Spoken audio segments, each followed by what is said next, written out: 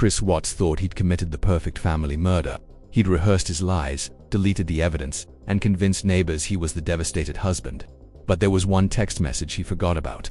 One message that exposed his entire plan and proved he'd been lying from the very first police interview. When you see what this message said, you'll understand why investigators knew he was guilty within hours. August 13, 2018. Frederick, Colorado. Shanann Watts returns home from a business trip at 2 a.m. By 2 p.m. that same day, she and her two daughters, 4-year-old Bella and 3-year-old Celeste, would be dead. The killer, Chris Watts, her husband, the man who went on TV begging for their safe return. But here's what makes this case so chilling. Chris almost got away with it. His performance was Oscar-worthy. Neighbors believed him, media believed him. Even Shanann's friends initially thought he was innocent. So what exposed the lie? What single piece of evidence unraveled his perfect plan and revealed the monster behind the family man facade? To understand how Chris fooled everyone, you need to see the life he'd created.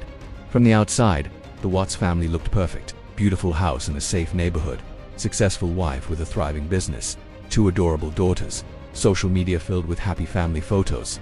Chris was the doting father, posted videos of himself playing with Bella and Celeste, commented hearts on all of Shanann's Facebook posts.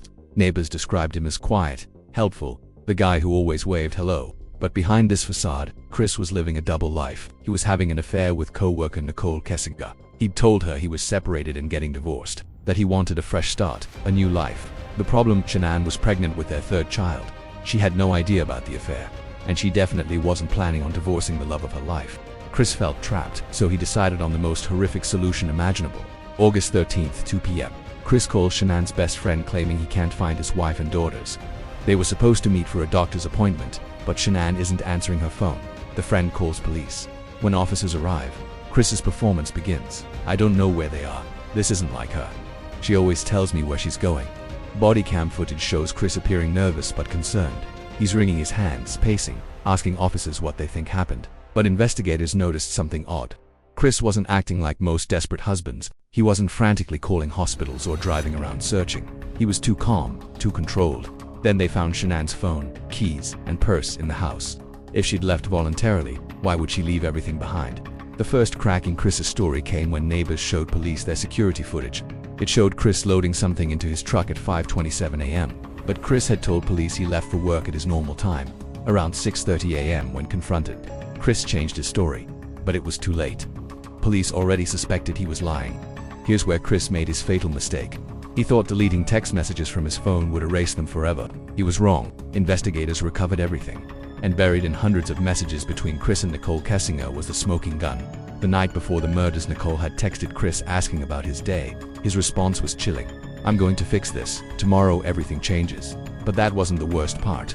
Phone records showed Chris had been Googling how to delete text messages permanently. And can police recover deleted messages in the days before the murders? Even more damning, Chris had researched the oil field where he eventually dumped the bodies. His GPS showed multiple trips to the remote location in the weeks leading up to the murders. When investigators confronted Chris with this evidence, his perfect performance finally cracked. After failing a polygraph test and seeing the mountain of digital evidence against him, Chris confessed. He'd strangled Shanann in their bedroom, then smothered Bella and Celeste at the oil site, all because he wanted to start fresh with his mistress.